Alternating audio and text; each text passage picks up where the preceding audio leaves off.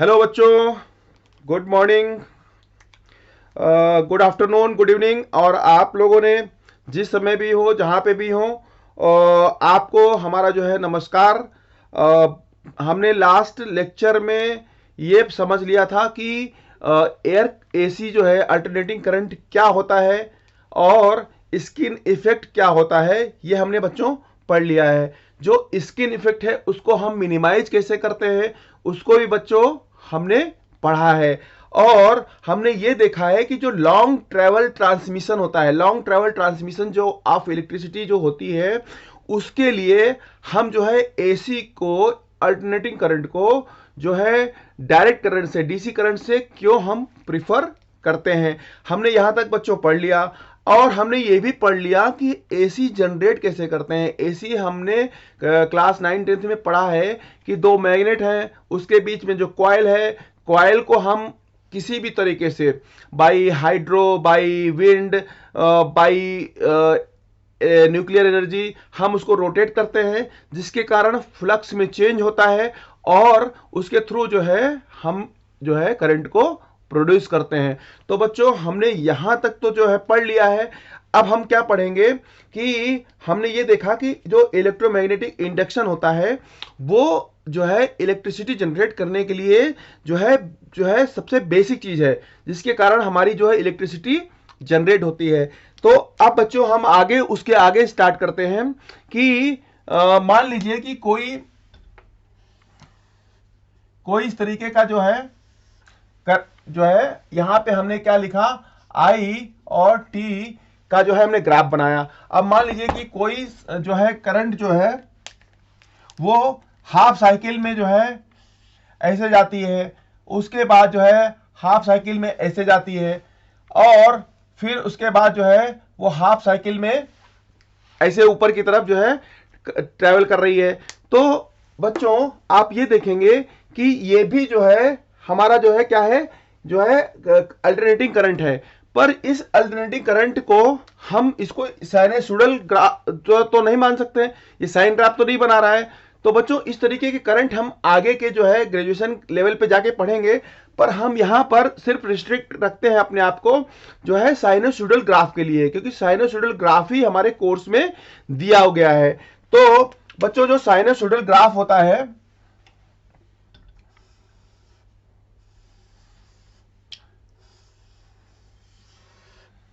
जो साइनसोइडल बच्चों ग्राफ होता है, इसमें ये मान लीजिए इलेक्ट्रोमोटिव ईएमएफ को हमने इधर से रिप्रेजेंट कर दिया और टाइम को हमने ऐसे रिप्रेजेंट कर दिया।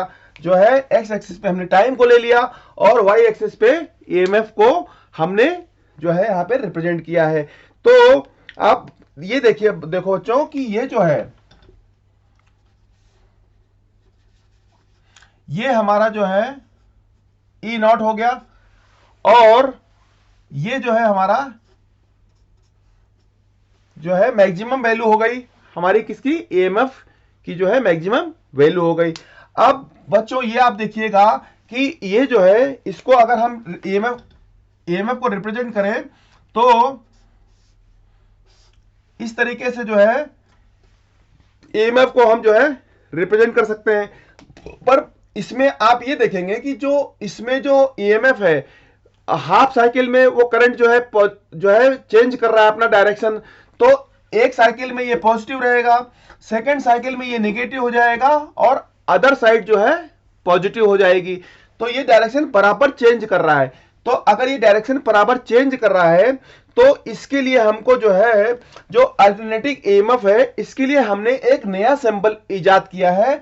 वो सिंबल बच्चों क्या है, उसको हम जो है ऐसे रिप्रेजेंट करते हैं, क्योंकि अल्टरनेटिंग करंट में ईएमएफ जो है अपना डायरेक्शन जो है चेंज कर रहा है, क्योंकि इलेक्ट्रॉन जो है एक डायरेक्शन में जाते हैं, फिर जो है उसके दूसरे डायरेक्शन में जाते हैं, इस तरीके से टू एंड फ्रो जो है वो मूव करते हैं। और एक्चुअली इसकी फ्रीक्वेंसी जो है 50 हर्ट्ज होती है। तो एक सेकेंड में वो 50 टाइम्स टू एंड फ्रो जो है मूवमेंट करते हैं। तो बच्चों यहां पर ईएमएफ जो है, अगर हम एयर अल्टरनेटिंग करंट के लिए जो है ईएमएफ हम रिप्रेजेंट करते हैं, तो उसके लिए जो है हमारा जो सिंबल होता है, इस तरीके से जो है हम जो है उसको रिप्रेजेंट करते हैं। अब अगर बैटरी हमारा जो है अल्टरनेटिंग करंट है, अल्टरनेटिंग करंट का अगर हमको ईएमएफ का फार्मूला लिखना है, तो ईएमएफ का फार्मूला जो लिखना है, तो हमको बच्चों ये पता है कि हम इसको जो है E equal to E naught sine omega T, ऐसे इस फॉर्म में हम जो है इसको लिखते हैं। हमने लास्ट लेक्चर में इस कॉन्सेप्ट को, इस फॉर्मूले को हमने डिराइव किया है और हमने इसको समझ लिया है। अब बच्चों ये समझो कि अगर जो है मैग्नेटिक फील्ड जो है अपनी इस तरीके से दी हुई है और हमारा एरिया जो है वो ऑलरेडी जो है फाई एंगल पे जो है ऑलरेडी जो है रखा हुआ है, और वहां से जो है वो ओमेगा एंगल से वो घूमता है, तो ये जो है ओमेगा टी एंगल घूम जाता है। तो इस केस में हमारा जो ई होगा, ईएमएफ होगा, वो क्या हो जाएगा, E naught sine omega t plus phi. ये बच्चों जो है अगर हमारा जो एरिया है वो मैग्नेटिक फील्ड से फाई एंगल पे जो है रखा हुआ है और हम वहां से जो है ईएमएफ कैलकुलेट कर रहे हैं, तो E इक्वल टू क्या हो जाएगा, E naught sine omega t plus phi. ये हमारा जो है फार्मूला हो जाएगा। जो फाई है बच्चों, जो फाई है इसको हम क्या बोलते हैं, फाई को हम बच्चों क्या बोलते हैं, जो है इनिशियल फेज। फाई को हम बोलते हैं इनिशियल फेज। तो बच्चों हमने यहां तक तो जो है कॉन्सेप्ट को समझ लिया। अब हम इसके आगे के कॉन्सेप्ट को समझते हैं कि अगर हमारे घरों में जो वोल्टेज डिलीवर होता है, जो हमारे घरों में वोल्टेज आता है, उसको अगर हम जो है किसी पर्सन से पूछे और अगर वो ये जवाब दे कि जो हमारे घरों में वोल्टेज आता है वो 311 ई नॉट साइन ओमेगा टी आता है, तो बच्चों हमको क्लैरिटी नहीं होगी, हमारे माइंड को एकदम क्लैरिटी नहीं होगी। तो हमने इसके लिए जो है ये जो प्रॉब्लम है, इस प्रॉब्लम को सॉल्व करने के लिए एक नया कॉन्सेप्ट इजाद किया। उस कॉन्सेप्ट को हम बोलते हैं एवरेज करंट का फार्मूला यहां से इजाद हुआ, क्योंकि करंट जो है, जो हमारा जो ये फ्लो हो रहा है, एक डायरेक्शन में पॉजिटिव और सेकंड डायरेक्शन में नेगेटिव आता है, तो हम इसका जो है एवरेज करंट का जो है हमारा फार्मूला का कॉन्सेप्ट यहां से आया। तो हम बच्चों यहां से ये समझने की कोशिश करते हैं कि जो एवरेज करंट है,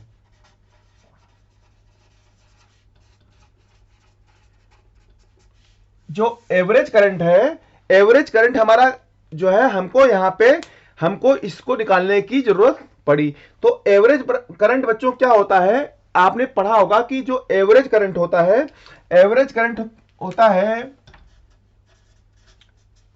टोटल चार्ज फ्लोइंग अपॉन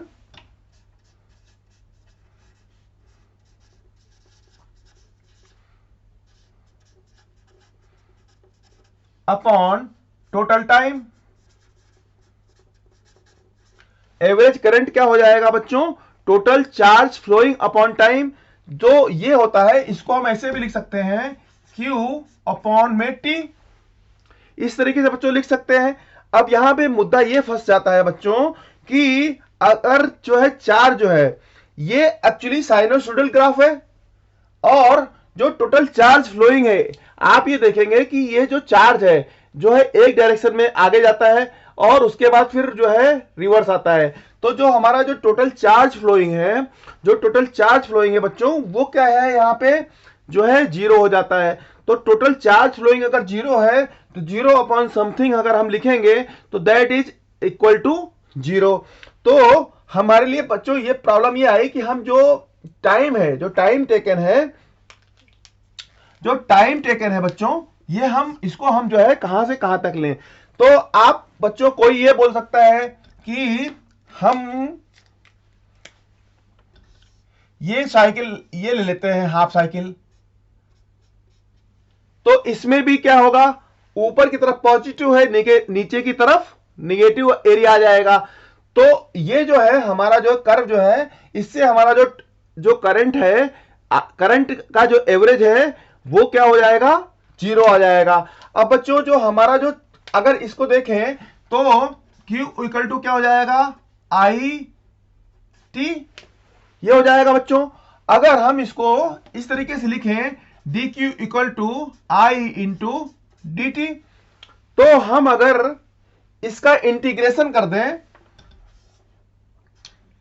इस फार्मूले का अगर इंटीग्रेशन कर दें बच्चों, तो हमारा जो है टोटल चार्ज निकल आएगा। अब हमारा जो साइकिल टाइम है, साइकिल टाइम क्या है, हमने यहां से 0 से, साइकिल टाइम हमारा t है, 0 से हमने t तक ले लिया। तो बच्चों आप देखेंगे कि यहां पर जो इंटीग्रेशन होता है, इंटीग्रेशन में क्या होता है कि जो एरिया अंडर कर्व आता है, एरिया अंडर कर्व जो होता है उसको जो है वही हमारा जो है इंटीग्रेशन होता है। तो आप देखेंगे बच्चों कि इसमें जो है, इसमें जो है एक पूरी साइकिल में, अगर एक पूरी साइकिल हम लेते हैं और ये साइकिल जो है 0 से स्टार्ट होके जो टाइम, एक साइकिल के लिए जो टाइम लग रहा है वो t लग रहा है, तो इस साइकिल में आधी साइकिल हमारी पॉजिटिव है और सेकंड आधी साइकिल हमारी नेगेटिव है। तो इस केस में जो हमारा जो टोटल चार्ज है वो क्या आ जाएगा, 0 आ जाएगा। तो हमारी दिक्कत क्या है कि ये जो कॉन्सेप्ट है, जो ये जो हमारा जो एसी करंट का जो ग्राफ है वो क्या है, साइनसोइडल ग्राफ है। और इसमें अगर हम जो है एक टाइम फ्रेम में, एक टाइम पीरियड टी के लिए जो हम चार्ज निकालते हैं तो वो क्या, 0 आता है। और बच्चों ये जो कॉन्सेप्ट है, इस कॉन्सेप्ट के बेसिस पे क्वेश्चंस पूछे जाते हैं। अब क्वेश्चन कैसे पूछे जाते हैं कि इसमें एक तो ये कॉन्सेप्ट आता है कि एक टाइम फ्रेम जो है, एक साइकिल में जो इसमें जो चार्ज फ्लोइंग है वो क्या होता है, 0 हो जाता है। अगर हम इसको, इस ग्राफ को हम अगर इनफाइनाइट तक लेके जाते हैं, अगर इनफाइनाइट तक लेके जाते हैं तो हमारा टाइम फ्रेम हो जाएगा इनफाइनाइट। चार्ज इसमें मान लीजिए थोड़ा बहुत एक एरिया में बच भी रहा है तो something upon infinite equal to again क्या हो जाता है बच्चों, 0। तो यहां पर बच्चों दो कॉन्सेप्ट निकल के आया कि एवरेज करंट, एवरेज करंट जो है इसमें बच्चों दो कॉन्सेप्ट निकल के आया।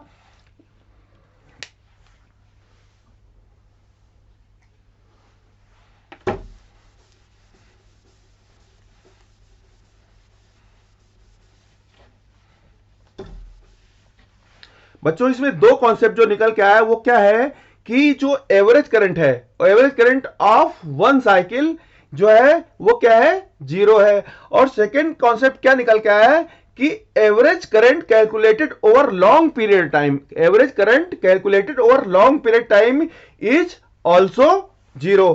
तो अब हम एवरेज करंट का बच्चों, एक तो ये दो कॉन्सेप्ट है, ये कॉन्सेप्ट अपना जो है कॉन्सेप्ट 1 क्या हुआ, कॉन्सेप्ट 1 अपना हुआ कि एवरेज करंट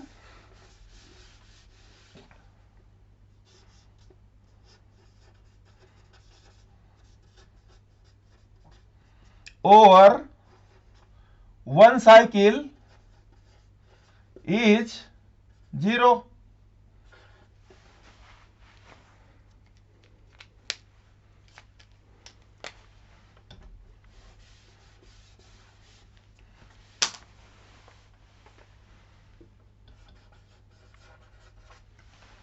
एक तो अपना ये कॉन्सेप्ट निकल के आया कि जो एवरेज करंट है वो वन साइकिल में 0 है। और सेकंड कॉन्सेप्ट क्या बच्चों निकल के आया, एवरेज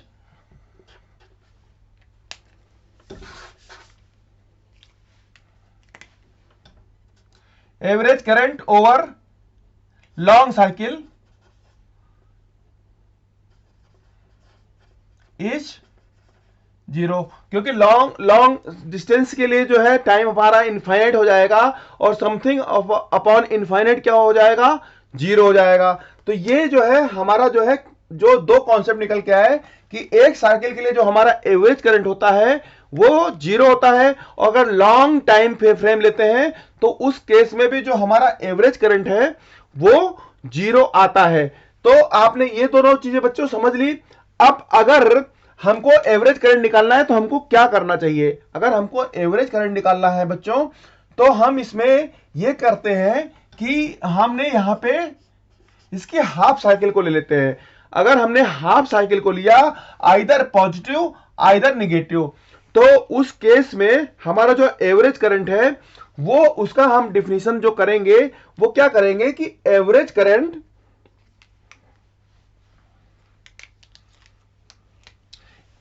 की जो डिफिनीशन हो जाएगी बच्चों वो क्या हो जाएगी, average current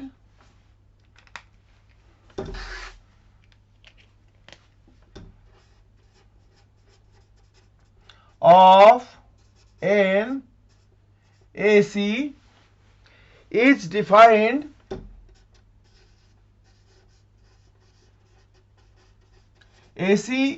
average current of an AC is defined as charge flowing per unit time, charge flowing per unit time when बच्चों एवरेज इज टेकन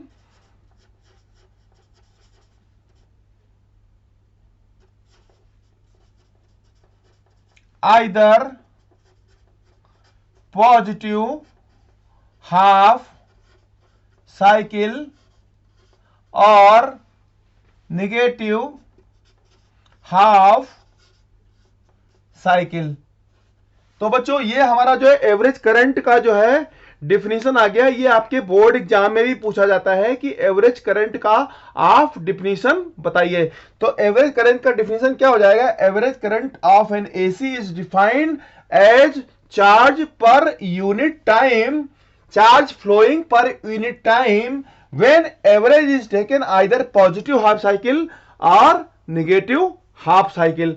ये बच्चों ये डिफिनीशन है, ये आपके बोर्ड एग्जाम में पूछा जाता है। इसको आपको अच्छी तरीके से जो है समझना चाहिए, क्योंकि हम देखते हैं कि एग्जाम में अपने जो क्लासेस हैं, क्लासेस में फटाफट चीजों को जो है टीचर जो है समझा देते हैं और प्रोसीड हो जाते हैं, लेकिन जो कॉन्सेप्ट रहता है, कॉन्सेप्ट जो है क्लैरिटी नहीं रहती है, जिसके कारण बच्चे जो है उस कॉन्सेप्ट को आगे जो है क्वेश्चन में अप्लाई नहीं कर पाते हैं। तो ये जो मेन जो चैलेंज आता है बच्चों के लिए कि एग्जाम में फटाफट कोर्स को कंप्लीट करते हैं, पर जो कॉन्सेप्ट है उस कॉन्सेप्ट के मीनिंग को जो है इतना जो है डीपली नहीं एक्सप्लेन करते हैं, जिसके कारण वो बच्चे जो है आगे क्वेश्चंस को करने में हेजिटेट करते हैं और उस हेजिटेशन के कारण हमारे प्रॉब्लम सॉल्व नहीं होते हैं। तो बच्चों यहां तक आपने समझ लिया।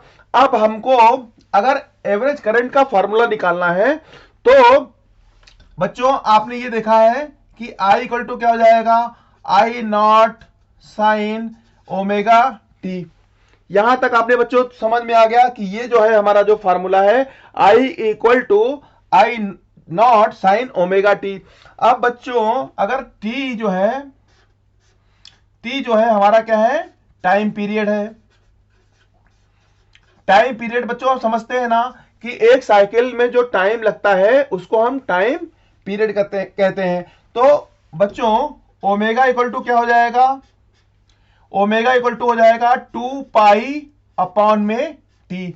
ये तो बच्चों आपको समझ में आ रहा होगा कि एंगुलर जो वेलोसिटी होती है वो 2 पाई अपॉन में टी होती है। अब बच्चों ये जो है साइनसॉइडल कर्व है, तो हमको ये पता है कि जो आई एवरेज होता है total charge flowing upon total time होता है।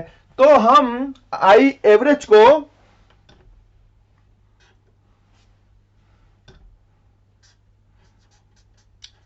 एवरेज को बच्चों हम ऐसे लिख सकते हैं कि टोटल चार्ज फ्लोइंग टाइम कैसे है कि इसको हम I into D T, Q equal to क्या है, I इंटू डी टी लिख सकते हैं बच्चों।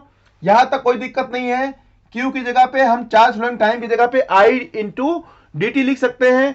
और हमारा जो एवरेज टाइम है वो क्या है, हाफ साइकिल के लिए 0 है, यहाँ पे T/2 है, तो ये क्या हो जाएगा अपना T/2। और हम यहाँ पे टाइम क्या लेंगे, 0 से T/2। ये बच्चों आई एवरेज हमने जो निकाला है वो हमने क्या निकाला है, total charge flowing, average charge flowing upon average time. तो बच्चों ये आपको इक्वेशन समझ में आया। अब हम इसको आगे ले चलते हैं कि इसमें जो है आई इक्वल टू बच्चों हमने ये देखा हुआ है, इसमें आई की वैल्यू हम पुट कर देते हैं। आई की वैल्यू जब हम पुट करते हैं यहां पे तो क्या होगा, 0 से t/2 और आई की जगह लिख दिया I naught sine omega t dt। I की वैल्यू हमने यहां से पुट कर दी अपॉन t/2। बच्चों हमने इसको यहां पे एज इट इज लिख दिया है। अब हमको ये जो इंटीग्रेशन है, इस इंटीग्रेशन को हम सॉल्व कर सकते हैं। अब इसमें आप देखेंगे बच्चों कि ये जो ओमेगा है, ओमेगा इक्वल टू क्या है, 2π/t। तो हम इसकी वैल्यू को यहां पर पुट कर देते हैं। तो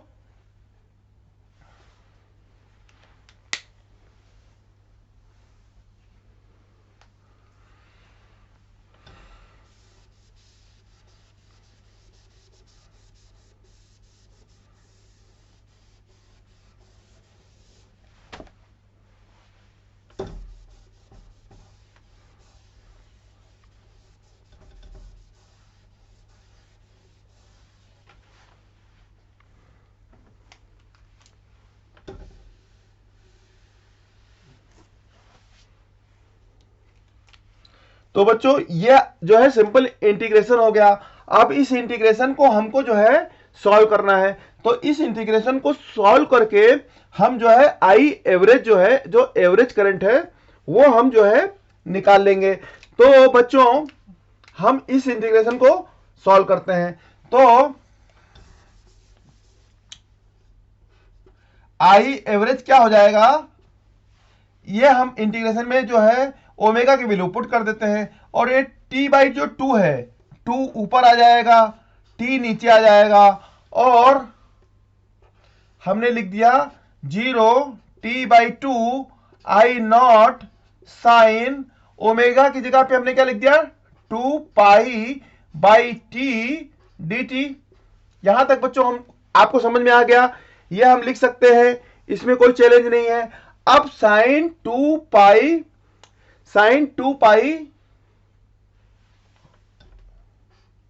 t dt/t, ये इसका इंटीग्रेशन हमको जो है साइन 2π/t तो क्या हो जाएगा, एज ए कांस्टेंट हो जाएगा। तो साइन थीटा का इंटीग्रेशन क्या होता है, माइनस कॉस थीटा। और जो ये कांस्टेंट है 2π/t, इससे हम जो है इसको जो है डिवाइड कर देंगे तो हमारा इंटीग्रेशन हो जाएगा। तो हम बच्चों इसको आगे करते हैं कि 2/t, अब इसका इंटीग्रेशन हम करते हैं, आई नॉट बाहर आ जाएगा और 2π/t से हम इसको जो है डिवाइड कर देंगे और ये बच्चों आ जाएगा माइनस कॉस, क्या आ जाएगा बच्चों, माइनस कॉस 2πt/t। ये हमारा बच्चों आ जाएगा इंटीग्रेशन करने के बाद। तो ये जो माइनस है ये भी बाहर आ जाएगा, t से t कैंसिल हो जाएगा, 2 से 2 कैंसिल हो जाएगा, तो क्या हो जाएगा minus I not upon pi. और यहां पर हम क्या लिखेंगे बच्चों, पहले अपर लिमिट को लिखेंगे, t/2 को लिखेंगे और बाद में 0 को लिखेंगे। तो हमने अगर जो है t की वैल्यू यहां पर t/2 रखी तो बच्चों क्या आएगा यहां पे, माइनस कॉस पाई, क्योंकि जैसे ही हम t की जगह पे t/2 रखेंगे तो t से t कैंसिल हो जाएगा, 2 से 2 कैंसिल हो जाएगा, तो क्या आएगा बच्चों, माइनस कॉस पाई। और सेकंड केस में हम 0 रखेंगे तो ये हमारा जाएगा माइनस कॉस 0। यहां तक बच्चों समझ में आ गया। अब इसमें क्या है, minus I not upon pi, cos pi बच्चों क्या होता है, कॉस पाई होता है -1, तो यहां पे क्या हो जाएगा, +1 हो जाएगा। और कॉस 0 क्या होता है, कॉस पाई क्या होता है बच्चों, कॉस पाई होता है अपना -1 और हमारा कॉस 0 क्या होता है बच्चों, 1 होता है। तो यहां पे बच्चों क्या हो जाएगा, ये आ जाएगा -1 तो ये क्या हो जाएगा बच्चों, -2 हो जाएगा। तो ये क्या हो जाएगा, -I0 अपॉन पाई -2।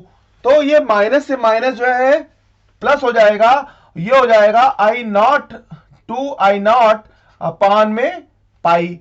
ये हमारा जो आई एवरेज आ जाएगा बच्चों, ये आ जाएगा 2I0 अपॉन में पाई। ये हमारा जो है एवरेज करंट का जो है फार्मूला आ गया। अब बच्चों इसी तरीके से जो हमारा जो ईएमएफ है, ईएमएफ के लिए भी हम जो है एवरेज ईएमएफ की भी जो है वैल्यू लिख सकते हैं 2E0 अपॉन में पाई। बच्चों ये भी हमने लिख दिया यहां पे, लेकिन ये जो फॉर्मूला है ये आपको बच्चों डिराइव करना आना चाहिए, क्योंकि बोर्ड एग्जाम में आपको ये इस तरीके के क्वेश्चन पूछेंगे कि आप एवरेज करंट को निकालिए, एवरेज ईएमएफ को निकालिए फॉर अल्टरनेटिंग करंट। तो अगर आप बच्चों इस कॉन्सेप्ट को समझ लिए हैं, इस कॉन्सेप्ट में हमने आपको जो है सिंपल सा इस फार्मूले को बताया, फार्मूले के थ्रू जो है हमने इसके डेरिवेशन को बताया, और ये हार्डली 3 to 4 स्टेप में कंप्लीट हो रहा है। इसमें एक सिंपल सा इंटीग्रेशन है, वो आपने इंटीग्रेशन कर दिया तो आपको जो है एवरेज करंट जो है निकल के आ गया। तो बच्चों ये जो कॉन्सेप्ट है, इस कॉन्सेप्ट का आपको डे टू डे लाइफ में यूज नहीं होने वाला है, पर एग्जाम पॉइंट ऑफ व्यू से ये बहुत ही इंपॉर्टेंट है। तो इस कॉन्सेप्ट को बच्चों समझिए, और इसका जो एक्चुअल जो कॉन्सेप्ट है, ये जो एवरेज करंट है, इसका हमारे लिए प्रैक्टिकल लाइफ में इंपॉर्टेंस नहीं है, पर इसमें एक जो फर्दर जो कॉन्सेप्ट शुरू होता है उसको बोलते हैं root RMS value of current.